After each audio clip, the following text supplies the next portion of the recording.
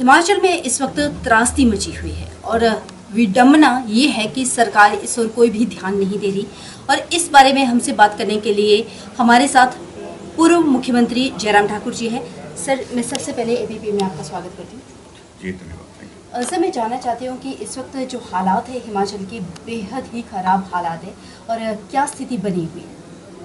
देखिए, इस बार की बारिश का सबसे बड़ा बरसात के मौसम में पहला इम्पैक्ट और जो बहुत बड़ा इम्पैक्ट आया तो हमारे मंडी जिला के अंतर्गत जसराज विधानसभा क्षेत्र, नाचन विधानसभा क्षेत्र और करसोग विधानसभा क्षेत्र में प्रमुख रूप से आया। और मेरे सराज विधानसभा क्षेत्र में 30 लोग मेरे मिसिंग है, 9 लोग जो है नाचन विधानसभा क्षेत्र के मिसिंग है और इसी तरह से 7 लोगों का जिक्र करसोग से आ रहा है। अगर हम देखें जान माल के हिसाब से तो नुकसान बहुत ज़्यादा है और शुरुआती दौर में ही इतना नुकसान हो गया। आने वाले समय के लिए हम और भी ज़्यादा चिंतित हैं।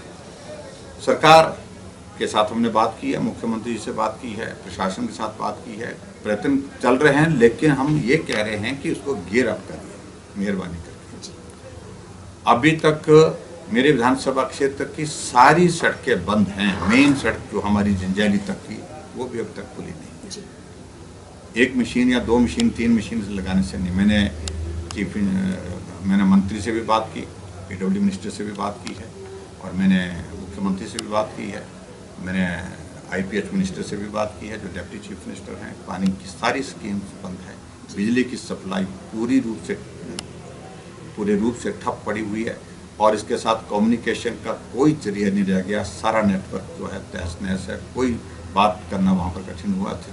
थोड़े से एरिया में 1 जगह 2 जगह वहाँ नेटवर्क आ रहा है, बाकी और जगह नेटवर्क नहीं आ रहा। ऐसे में काम रूटीन में नहीं किया जा सकता है और ऐसी सिचुएशन में काम युद्ध स्तर पर होना चाहिए, फोकस होना चाहिए, मॉनिटरिंग का कोई मैकेनिज्म होना चाहिए। वो मुझे लगता है कि उस तरह से जो करने की ज़रूरत है वो करें, ऐसा मेरा कहने का है।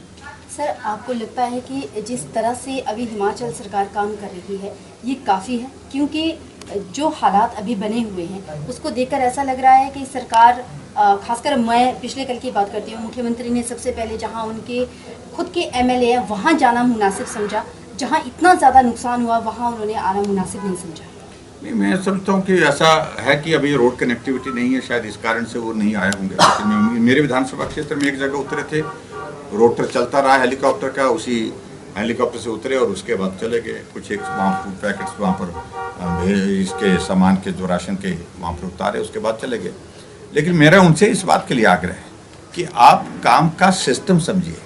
रेस्टोरेशन युद्ध स्तर पर क्या होना चाहिए कि आपका कम्युनिकेशन रिस्टोर हो सके, आपकी रोड रिस्टोर हो सके, आपकी वाटर सप्लाई स्कीम्स रिस्टोर हो सके, आपकी पावर सप्लाई रिस्टोर हो सके।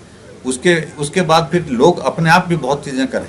अभी तक देखिए जंजैहली में, लंबा ताच में, थुनाग में, पखरैर में एनडीआरएफ की टीम तो सिर्फ पखरैर में पहुंची, आज थुनाग में पहुंची। बाकी जो कुछ भी कर रहे हैं लोग अपने स्तर पर कर रहे हैं। अभी तक मैं भी कल जाकर के बक्सैट से आगे तक जाकर के आया था। रात को बारिश के कारण जो है वो मौसम फिर रास्ता बंद होने लगा, फिर उसके बाद फिर वापस आए और आज फिर जाऊँगा मैं तो। लेकिन मेरा कहने का मतलब है कि हमने ईएनसी, पीडब्ल्यू और बाकी अधिकारियों से भी बातचीत की। जो 1-2 मशीनें लगाई वो पर्याप्त नहीं है। सड़कें तबाह हुई हैं, युद्ध स्तर पर वो काम करना पड़ेगा। इसके लिए मुख्यमंत्री काम करें, इस तरह मैं कहना चाहता हूँ। सर, सेंटर से अभी तक कितनी मदद आपके माध्यम से, क्योंकि हमने देखा कि कल जब आपने बात की उसके बाद यहाँ पे हेलीकॉप्टर भी आए और राशन वितरित करने का उसके बाद ही शुरू हुआ। देखिए, हमने होम मिनिस्टर के साथ कम्युनिकेशन किया है। उन्होंने तुरंत कहा कि स्टेट गवर्नमेंट की रिकमेंडेशन आ जाए, स्टेट गवर्नमेंट हमको तुरंत भेज दे और उसके बाद हम हेलीकॉप्टर भेजेंगे। और डिस्ट्रिक्ट एडमिनिस्ट्रेशन के साथ बातचीत करने के बाद फिर भेजा गया और उसके बाद हेलीकॉप्टर आए भी।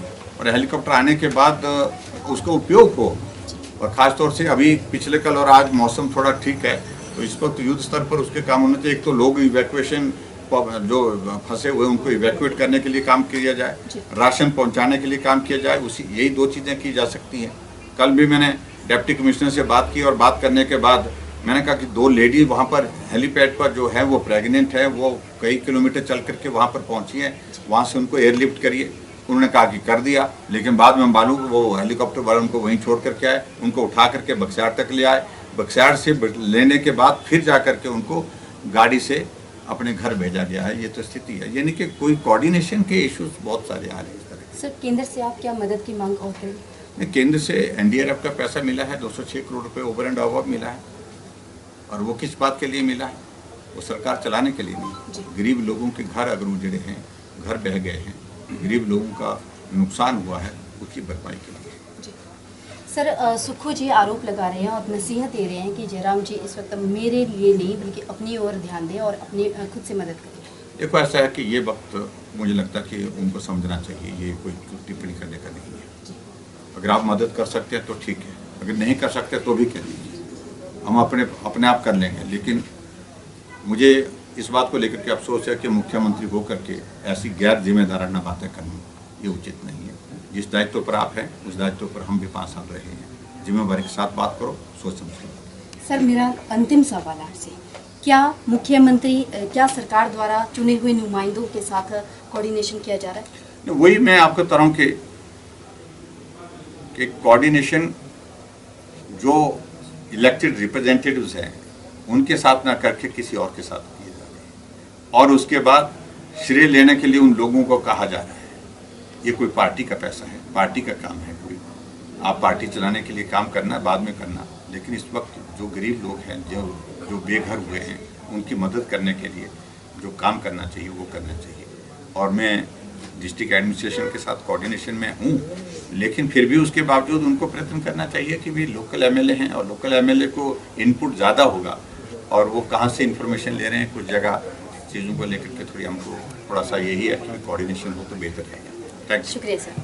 तो ये थे पूर्व मुख्यमंत्री जयराम ठाकुर जी, जिन्होंने हमसे बात की और बताया कि किस तरह से अब हालात है और क्या आगे होना चाहिए। परी शर्मा, मंडी, एबीपी न्यूज़।